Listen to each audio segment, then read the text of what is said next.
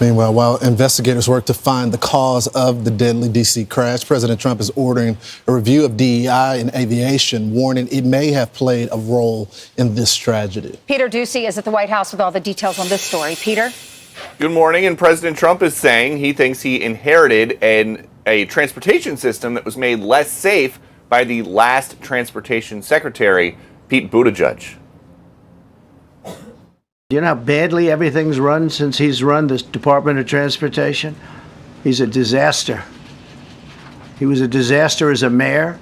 He ran his city into the ground, and he's a disaster now. The Department of Transportation, his government agency charged with regulating civil aviation. Well, he runs it, 45,000 people, and he's run it right into the ground with his diversity. Buttigieg responded to that, saying, "Despicable. As families grieve, Trump should be leading, not lying. We put safety first, drove down close calls, grew air traffic control, and had zero commercial airline crash fatalities out of millions of flights on our watch." President Trump now oversees the military and the FAA. One of his first acts was to fire and suspend some of the key personnel who helped keep our skies safe. That is something that White House officials dispute. And you look at this full screen, there have been a lot of changes in federal hiring practices from Trump 1 to Biden to now Trump 2. The president is saying, though, he thinks DEI hiring practices prioritized placing unqualified workers in jobs over safety. Do you even yet know the names of the 67 people who were killed? And you are blaming Democrats and DEI policies and air traffic control. Don't you think you're getting ahead of the investigation right now? No, I don't think so at all. I don't think with the names of the people, you mean the names of the people that are on the plane? You think that's going to make a difference? Does it comfort their families? They are to hear you a blaming group of DEI people that have policies? lost their lives. If you want a list of the names, we can give you that. We'll be giving that very soon. We're in coordination with American Airlines. We're in coordination very strongly, obviously, with the military. But I think that's not a very smart question. President Trump knows more about the players involved in this midair collision than we do. And we just don't know exactly right now what he knows about the players involved that is helping him reach this conclusion that he thinks that DEI practices contributed to what happened. Back to you. Hey, Peter, were you astounded by the level of communication? I mean, I was blown away. Yeah, we don't normally see the president in the briefing room. And The cabinet Secretary members. of Defense, Secretary of The Transportation, Vice President. NTSB. It was amazing. Well, yeah, and it took us 3.5 years to get Joe Biden into the briefing room for any reason, and it was after he had already said that he wasn't going to run for anything anymore. But President Trump wants to, and it's not just because this happened pretty much literally in his backyard, like within view of his balcony from the White House residence.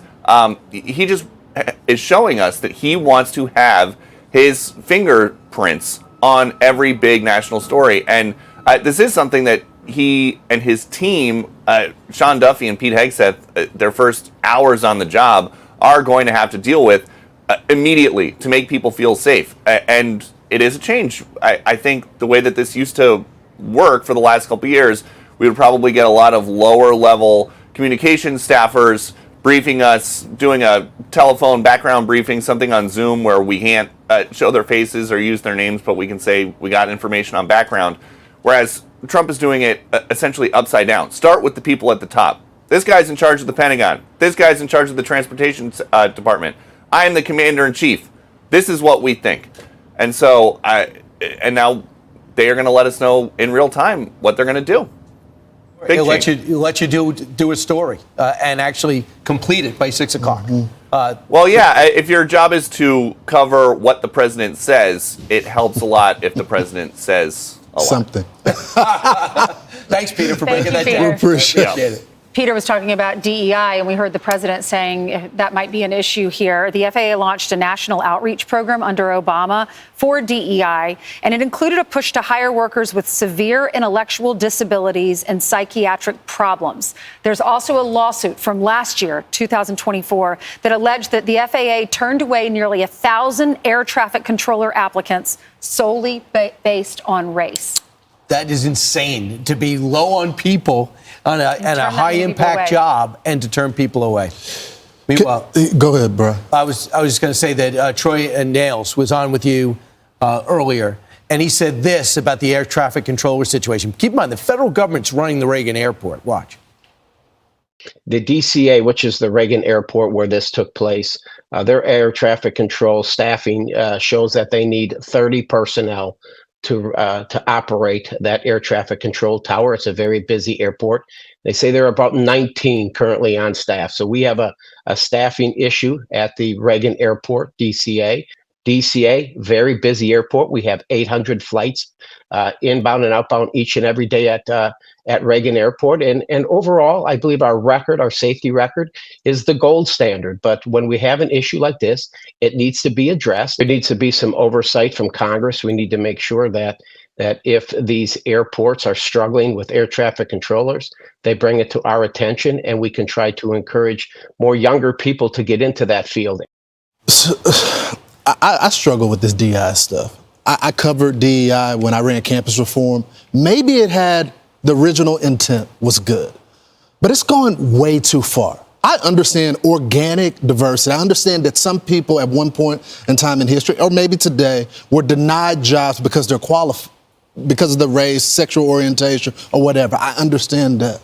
But why are we trying to get people with mental disabilities to work air traffic control? I mean, there is a place for them in society, but a lot of the diversity push just doesn't make sense. It's not a value of diversity in air traffic control. It just doesn't.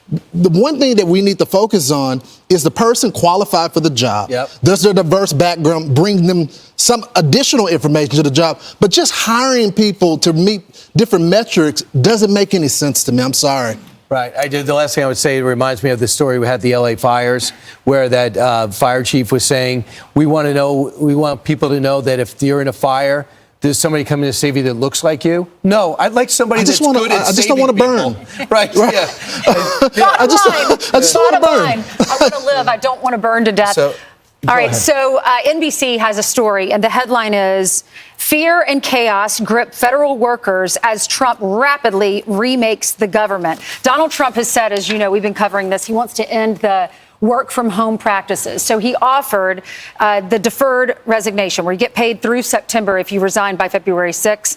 There are only 6% of our federal workers that are working full time in an office. So that's why Donald Trump is doing this. Now you have these Democrats that are saying we're living in fear. Everything's so chaotic.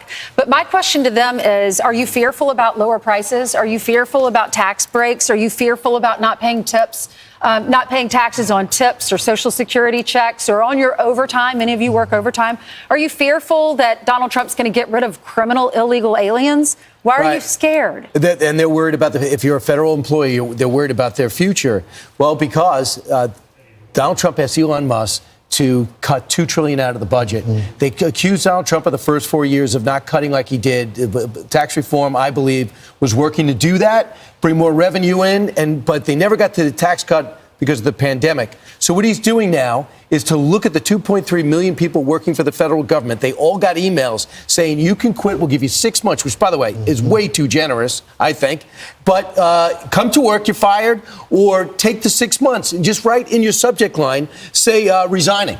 So that you should feel fear and loathing if you're not doing a good job. But if you like your job and are doing good at your job, you can keep your job. But this is part of a whole of government push to lean it out and bring our budget in line with $36 trillion in debt. You should not be fearful unless you're coasting. If you're coasting in your job, be fearful. But this is Elon Musk sleeping in the Eisenhower in the office on the couch like he did with the Tesla, trying to fix it. He's trying to fix the government the way he did SpaceX. Well, something is obviously going wrong, Ainsley. We just had Americans die because it wasn't properly staffed and they weren't focusing on the right thing. Other agencies are going through something similar. It's just not a harsh job or a deadly job that could cause death, but other harms are happening in the government currently. It's just sad we had to figure it all out this way.